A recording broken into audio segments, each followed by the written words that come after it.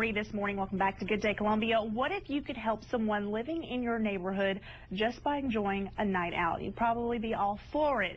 Well, this weekend, you have the opportunity to do just that and do it one bowl at a time. The Harvest Hope Food Bank hosting an annual event which in the past has provided more than 450,000 pounds of food to hungry families across the state. Joining me this morning with more information, Ms. Denise Holland from Harvest Hope Food Bank. It's always a pleasure to see you and have you.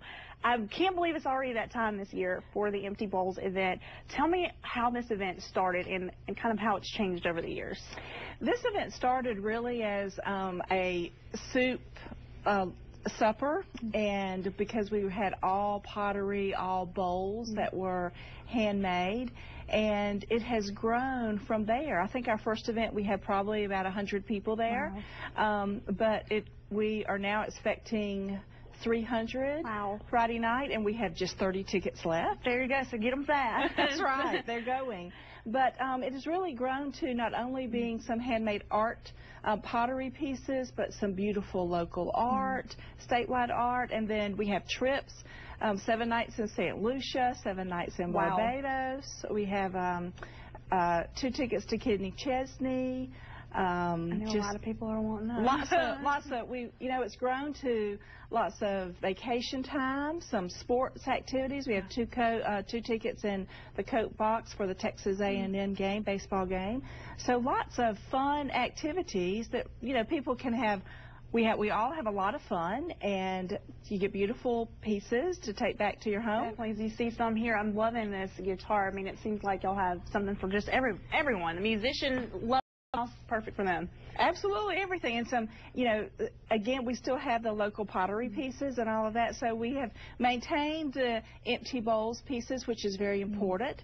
But, it's all in a help to help hungry people. Absolutely. I can remember last year being there, and I was fortunate enough to get a wine set, and it meant a lot to me because it was a local painter, and I knew that part of it was helping feed families in the Midlands. Talk about the state of Harvest Hope right now, because I know you guys have been going through some really hard times.